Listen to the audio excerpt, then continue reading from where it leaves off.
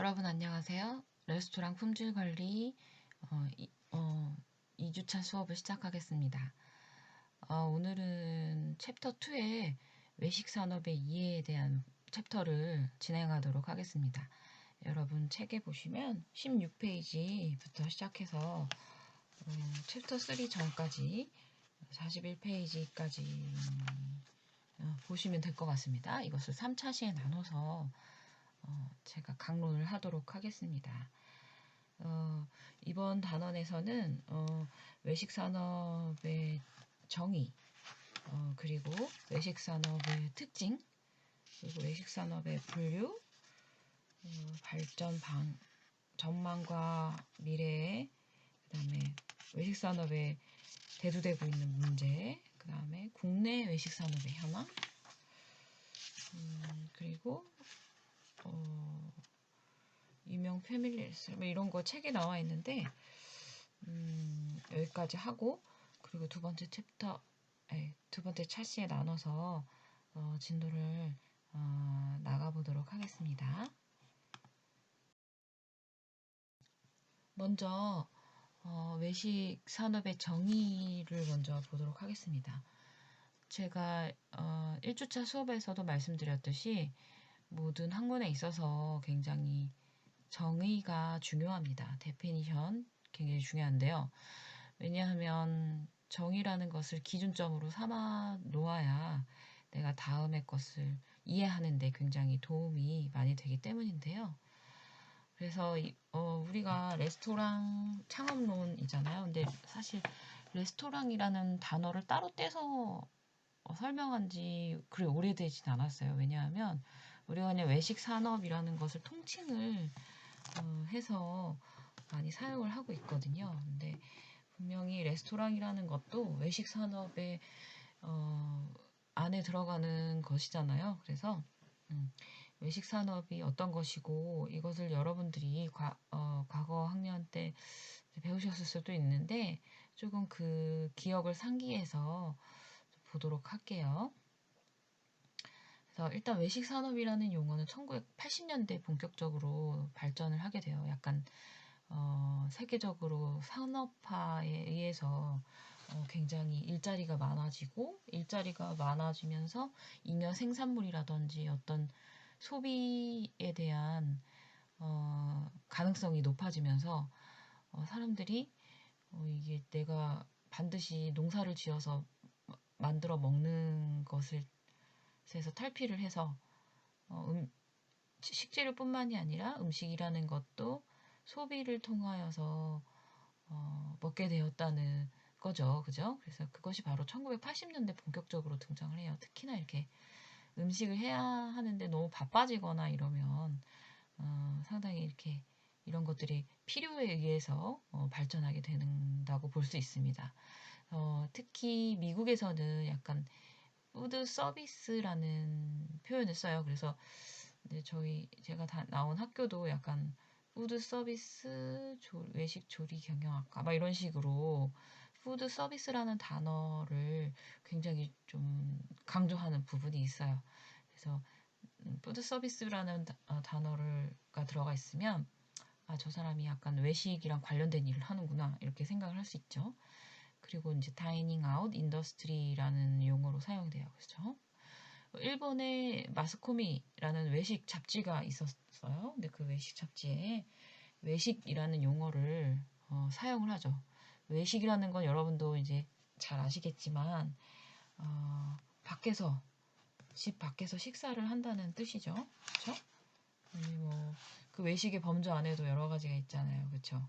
그래서 그런 것들은 여러분들이 배우셨을 거라고 생각이 들어요. 그래서 외식 산업의 사전적 의미를 살펴보면은 외식을 원하는 소비자를 위한, 그렇죠? 그리고 외식 업종인데 외식을 원하는 소비자를 위한 외식 업종이고, 그리고 식품을 대규모로 조직화된 연세점에서 제공하는 식당으로 이렇게 식당업이라고 정의할 수 있습니다. 그래서 지금 외식 산업의 사전적 의미를 알아보았는데 어떤 외식 산업은 우리 책에 한 16, 17페이지에 걸쳐서 정의에 대해서 굉장히 설명을 하고 있어요. 그래서 특히 17페이지 그림 2-1 정도 보시면 식사의 기능 이런 거를 잘 설명해 놨거든요.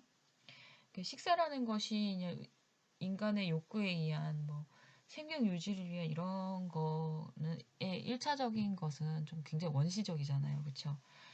외식 산업으로서 식사가 존재하게 되는 이유를 사회 문화적이고 심리 문화적이고 생리적인 부분으로 나눠서 또 잘 설명을 하고 있으니까 좀 더 자세하게 좀 살펴봐 보고 싶다 그러면 우리 책 16에서 17페이지를 보시면 굉장히 잘 나와 있습니다. 그래서 뭐 외식 산업이 이런 뭐 그냥 식당업으로 정의할 수 있겠지만 우리 책에 또 이런 말이 나와 있어요. 고객 만족 감독 서비스 차원에서 인적 물적 서비스를 갖춘 기업의 영업 활동을 외식 산업이라고 할 수 있다라고 하거든요.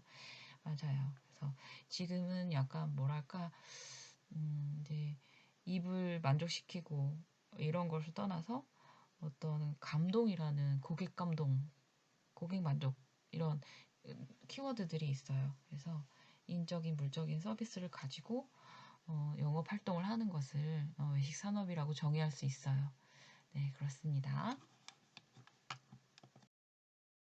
자, 그렇다면 외식 산업은 어떤 특성을 갖고 있는지 한번 보도록 할게요. 먼저 이제 크게 한번 보도록 하면 외식 산업은 제조업이기도 하고요.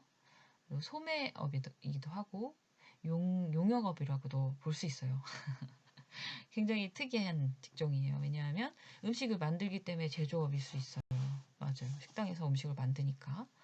그리고 이거를 판매를 하죠. 마치 구멍가게에서 여러 가지 물건을 판매하듯이. 그래서 소매업이라고 볼 수 있는 거고. 근데 이걸 판매할 때 단순히 물건만 띡 하고 파는 게 아니잖아요. 어떤 고객 감동을 위한 서비스를 제공하죠. 그것도 인적인 서비스. 그렇기 때문에 용역업이라고도 볼 수 있습니다. 그래서 굉장히 독특하죠. 독특한 생산 활동 및 운영 체계를 지니고 있기 때문에 좀 외식 산업은 타 산업에 비해서 굉장히 특이하다고 볼 수 있겠습니다. 그래서 다음 또 보도록 할게요. 더 세부적으로 외식 산업의 특성에 대해서 설명을 해놓았어요. 그래서 우리 책 18페이지에 같이 있는 내용이니까 한번 보도록 할게요. 일단 높은 인적 의존성, 약간 인적 자원에 의존을 해요. 그래서 굉장히 노동 집약적 산업이다라고 할 수 있어요. 내가 어떤 사람한테 어떤 서비스를 받았느냐에 따라서 이 업장에 대한 그레이드가 올라가고 내려가고 할 수 있는 거잖아요. 그렇죠? 그렇기 때문에 인적 자원이 굉장히 중요해요. 그래서 의존한다고 할 수도 있죠. 네, 그런 특성을 가지고 있죠. 그리고 두 번째로 생산, 판매, 소비 이 세 가지가 동시에 이루어지는 동시성 산업이에요. 아까 큰 카테고리로 봤을 때 마찬가지로 생산도 하면서 판매도 하고 그리고 소비도 하는 이런 동시다발적으로 이루어지는 산업이라고 볼 수 있고요. 그리고 입지 의존성 여기는 여기 여섯 번째로 나와 있는데 입지 의존 이 가게가 어디에 위치해 있느냐에 따라서 완전히 뭐랄까 소비자의 특징이 완전히 달라지기도 하고 그리고 그거에 따른 어떤 것을 판매할 것인가 이것도 굉장히 달라지고 그리고 어떤 시간을 공략해서 판매할 것인가 예를 들면 출근 시간에 회사 근처에 있는 뭐 카페라든지 이런 데는 굉장히 용이하잖아요 팔기가 그러니까 그때는 이제 커피를 막 아침에 얼마나 막 따뜻한 커피가 먹고 싶어요 그죠 그런 것들이 굉장히 입지 의존도를 가 크다고 볼 수 있어요 그리고 시간과 장소의 제약 있죠 그렇죠 그리고 고객 수요 예측이 아무리 내가 입지가 좋다고 해도 굉장히 불확실한 게 내가 카페를 차렸어 그래서 굉장히 막 잘 팔고 있는데 어느 날 갑자기 옆에 큰 프랜차이즈 S사 커피가 들어온 거예요. 난 이제 망하는 거죠. 그죠? 그래서 시간 제약, 수요 예측, 공간 제약 이런 것도 존재를 해요. 그래서 이런 거 굉장히 고려해야 하고, 그리고 낮은 원자재 가격과 현금 수익 창출이 용이하기는 한데, 근데 여기 책에서도 나와 있는데 식자재 보존 기간이 짧고 부패 위험도 높아요. 원자재 가격이 낮고 현금 수익 창출이 용이하긴 하지만 이걸 보존하고 하는데 굉장히 위험성이 높기 때문에 더 조심해야 돼요. 우리는 식품위생법과 또 관련이 있으니까요. 그리고 다품종 소량 생산 체제죠. 맞아요. 그리고 생산 및 계절별 구매에 어려움이 있어요. 그래서 대규모 자본을 가지고 있는 큰 호텔 같은 경우에는 예를 들면 1년치 재료를 미리 좀 사서 저장을 할 수가 있어요. 그럴 만한 자금이 되고 공간이 되기 때문에. 근데 그럴 수 없죠. 작은 업장들은. 그래서 그런 것들이 굉장히 어려워요. 그래서 식자재 부패 용이 이런 거 조금 이런 특성이 있습니다. 그리고 비교적 소자본 신규 진입이 가능하다 이런 표현도 있는데 여기는 써놓진 않았는데 그렇고요. 그 다음에 이직률 취약해요. 아주 산업 구조가. 왜냐면 이게 대규모 기업처럼 뭐 어떤 체계적으로 착착착착 여러 인원이 모여서 그렇게 일하는 게 아니라 약간 우리가 사람 대 사람으로 좀 대해야 되는 경우가 많거든요. 그렇죠? 그래서 이게 사람 사이에서 일어나는 많은 트러블 때문에 이직률이 굉장히 높고 후생 복지가 지금은 많이 진짜 개선이 되었지만 그래도 굉장히 다른 산업에 비해서 굉장히 낮아요. 이런 복지 같은 것들이. 그래서 메리트가 떨어지죠. 일하는 사람 입장에서는. 네. 그래서 좀 그렇고 여기 하나 더 나와 있는데 고객의 개별적인 주문 생산에 의존을 하고 그쵸. 그래서 개방된 주방에서는 고객이 직접 주문할 수도 있다. 네, 그러긴 하죠. 네, 그렇습니다. 그래서 이런 외식 산업의 특징을 갖고 있네요. 자, 외식 산업의 발달과 전망을 보겠어요. 그래서 최근에 동향이라고 하는데 약간 최근이라고 하기에는 조금 어려울 수 있는데 한번 보도록 할까요? 일단 매출이 아주 지속적으로 감소하고 있어요. 경기 침체, 그죠? 불안정, 외식업체 수도 증가하고 경영 노하우가 없어요. 그리고 우리가 가장 최근에 뭔가요? 맞아요. 코로나19. 그쵸? 이게 너무 크죠? 이게 매출이 지속적인 감소가 아니라 이제는 매출이 진짜 바닥을 쳤죠. 그래서 올해 초에 가장 많이 본 뉴스가 뭐였냐면 외식업체들이 가게를 정리하면서 되팔기 위해서 그런 주방 기기들과 기구들을 내놓아서 이거를 수요를 그러니까 모아놓을 장소가 부족할 지경이라고 하더라고요. 그래서 네, 슬프죠. 그리고 양극화라고 했는데 고단가냐 저단가냐 하는 뭐 단가로 이제 고급 레스토랑과 이제 대중 레스토랑 이렇게 나누기도 하는데 모르겠어요. 두 개가 너무 다르거든요. 두 가지가. 그래요. 그리고 적자 뭐 이런 거 정치 불안 이런 것도 상당히 영향을 미쳐요. 그리고 원가 부담. 왜냐면은 이게 식재료 자재값이 너무 올라가고 또 인건비도 상당히 올라가서 이런 생계형 외식업체는 살아남지를 못해요. 그렇죠? 그리고 레스토랑 매출도 굉장히 한계가 있고 그래서 이제 살아남느냐가 지금 생존의 문제죠. 그런 상황이 처해 있네요. 그리고 주 5일제와 상권의 지각 변동인데 사실 요즘에는 주 5일제를 넘어서 코로나19 이후에 주 4일제가 지금 대두되고 있거든요. 그래서 제 생각에는 주 4일제가 되면은 조금 더 외식 산업에서는 좀 좋은 영향을 미칠 수는 있을 것 같아요. 그쵸? 빨리 주 4일째 됐으면 좋겠네요. 그리고 외식업 경영 환경의 변화, 그래서 상권의 한계성에 도전을 해요. 막 분명히 저 상권에서는 저게 안 되는데 하는데도 돼요. 왜냐하면 왜 그런 데는 어떻게 살아나는 거냐면 제가 이거는 이제 제 생각이긴 한데 약간 상권 안에서 꼭 해야만 하는 그런 고정관념들을 깨버리는 거예요. 예를 들면 뭐 트렌드한 거를 따라가기보다는 내가 잘할 수 있는 거를 하는 거죠. 그래서 굉장히 컨셉을 잘 잡아요. 이게 굉장히 컨셉 구축을 잘 해가지고 이게 하나가 잘 되면 잘 살아남을 수 있거든요. 그래서 이런 한계성에 도전을 하는 거죠. 그리고 한국형 프랜차이즈가 굉장히 다양하고 많아졌어요. 그렇죠? 그리고 외국 프랜차이즈가 옛날에는 진짜 다 프랜차이즈가 다 외국 거였잖아요. 근데 이게 굉장히 다 거의 소멸지경이고 지금 우리나라 프랜차이즈들이 굉장히 많이 두둥하고 나왔기 때문에 조금 최근에는 많이 동향이 달라지고 있다라는 것을 우리 교과서에서도 보여주고 있어요. 자, 이거는 25페이지에서부터 쭉 나와 있으니까 한번 보시면 될 것 같고요. 자, 조금 더 보도록 할게요.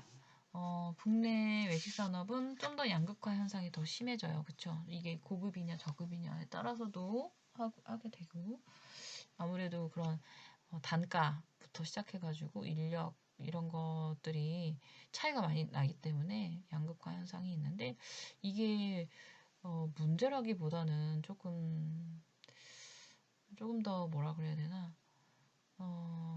기호의 차이가 이제 많이 변화되고 있다라고 보면 될 것 같아요. 그리고 기업형 외식 업체가 굉장히 많이 아직도 그죠? 아무리 그래도 좀 프랜차이즈가 항상 조금 더 이점은 있죠. 왜냐면은 이런 어떤 소비자로부터 신뢰를 얻을 수 있는 굉장한 메리트가 있기 때문에 이게 어려워요. 개인 기업 같은 경우에는 내가 처음부터 이렇게 누둥하고 내가 잘하지 않으면 살아남기 어렵거든요. 근데 프랜차이즈 같은 경우에는 어느 정도 인지도가 있기 때문에 내가 이렇게 처음부터 막 바위에다 계란치기까지는 아니라는 거죠. 그리고 다양한 브랜드의 외식 기업 생존, 그죠? 그리고 차별화. 그래서 예를 들면 뭐 이런 브랜드들이 굉장히 세련되고 막 이렇게 막 뭐 뉴 뭐 이런 거를 굉장히 한동안 추구하다가 요즘에는 뭐 전통으로의 회귀라든지 뭐 전통 음식의 건강성을 굉장히 부각시킨다라든지 그래서 여러 가지 다양한 차별화를 시도를 하고 있어요. 그리고 음식 맛이랑 서비스 품질이 맞아요. 수직 상승했어요. 맞아요. 진짜 제가 학교 다니기 시작하고 이럴 때만 해도 이런 서비스 품질에 대한 것들이 굉장히 좋질 않았거든요. 근데 이게 정말 많이 변한 것 같아요. 그리고 건강, 웰빙, 특히 요즘, 그죠? 그래서 건강기능식품 소비가 진짜 하늘을 치고 있어요. 굉장히 건강 같은 키워드는 앞으로 계속 될 겁니다. 그리고 다국적 음식. 이게 다국적 음식이라는 게 말이 되게 웃기긴 한데, 이건 또 종교하고 관련이 있어요. 그래서 약간 우리가 뭐 우리는 3대 종교가 그렇잖아요. 기독교냐, 불교냐, 유교 뭐 이런 거잖아요. 근데 사실은 우리 전 세계적으로 봤을 때 약간 아랍 계통의 인구가 무시 못할 인구들이거든요. 근데 그들은 이제 음, 터부가 있잖아요. 그래서 뭐 돼지고기를 안 먹는다든지 그리고 할랄 음식이어가지고 할랄 방법으로만 생산해낸 식재료를 가지고 조리를 해야 먹는다든지 그래서 얼마 전 몇 해 전에도부터도 할랄 음식 한식에다가 할랄 음식을 적용하는 그런 프로젝트들이 많이 이루어졌었거든요. 그래서 다국적이라기보다는 사실은 어떤 종교의 포커스를 맞춰서 소비자의 니드에 우리가 부응하는 그런 결과물들인 거예요. 그래서 그리고 이제 한식의 성장, 그래서 한식이 K푸드가 굉장히 요즘에 우리가 왜냐면 사실은 한식에 앞서서 약간 그 우리 한국의 연예인들이 자랑스럽게 그죠? 나가서 한국을 알리는 역할을 많이 해요. 그러니까 한국이라는 나라가 있는지도 몰랐는데 있네.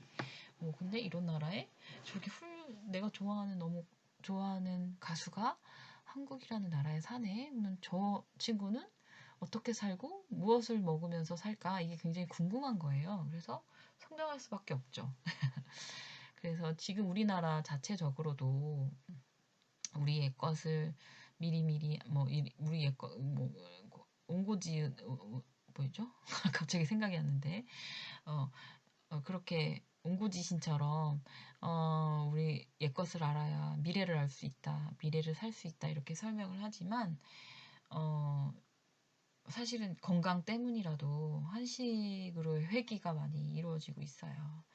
그리고 캐주얼한 식사의 보편화, 이거는 뭐 HMR이라든지 이런 것들이 원래 많이 등장을 하고 있는데 사실 진짜 20년 전 HMR이 핫하게 딱 뜨면서 지금은 없어서는 안 되는 중요한 그런 한 부분이에요. 그래서 이런 외식이라는 것이 집 밖에서 먹느냐 뭐 이런 차이가 있겠지만 어떻게 보면 요즘같이 위험한 시대에는 식당에 가서 먹기 어렵기 때문에 우리가 직접 가서 사오던지 아니면은 딜리버리를 하던지 해서 굉장히 여러 가지 방법으로 우리가 살고 있잖아요. 그렇기 때문에 굉장히 이게 고가 전략이냐 저가 전략이냐 이거는 사실은 많이 의미가 없어진 것 같아요. 그래서 좀 편리성에 대해서 포커스를 좀 많이 맞춰야 될 것 같습니다. 그리고 트렌드의 변화가 있어요. 그래서 근데 앞서 말씀드렸듯이 우리가 트렌드를 좀 고려해야 되는 거는 맞아요. 근데 너무 트렌드만 쫓으면 또 안 돼요. 왜냐하면 트렌드라는 거는 계속 변화하기 때문이에요. 내가 이 트렌드에 맞춰서 준비를 해서 딱 했는데 이 트렌드가 변하면 소용이 없는 거죠. 그러니까 과거의 트렌드가 어떻게 변했는지를 좀 살펴보고 그리고 현재 어떤 정치적인, 문화적인, 역사적인 현상에 처해 있는가를 잘 살펴야 돼요. 네. 그래서 보면은 약간 퓨전, 웰빙 이거 되게 옛날 말이에요. 지금은. 그래서 외국 음식과 한국 음식을 좋아하는데 이게 근데 되게 웃긴 게 되게 생뚱맞으면 또 싫어해요. 왜냐하면 외국인이 느끼는 한식과 한국인이 느끼는 한식은 굉장히 느낌이 다르거든요. 그래서 약간 외국 음식과 한식의 조화라기보다는 현지화라고 보시면 돼요. 한식을 미국에서 먹을 때, 미국식을 한국에서 먹을 때, 그래서 이런 것들을 조금 포커스를 그렇게 맞추셔야 되고요. 약간 육류에서 이런 채소를 먹는 쪽으로 많이 가고 있다라고 하는데, 맞아요. 이거는 약간 환경적인 것도 있죠. 에코 프렌들리한 약간 그런 것들이 으쌰으쌰 하고 있잖아요. 이거는 꼭 해야 되는 거라고 생각하고, 경제 불황이나 침체 시에는 토속 음식을 선호하게 돼요. 왜냐면 이상하게 속이 편해요. 무슨 탕 이런 걸 먹어야지 마음의 안정을 찾는 거예요. 왜냐하면 음식이라는 거는 굉장히 심미적인 부분이잖아요. 그렇기 때문에 맛을 먹고 내 몸을 영위한다 이런 것도 있지만 어떤 내가 심리적으로 안정을 찾기 위해서도 이 음식을 찾기도 하거든요.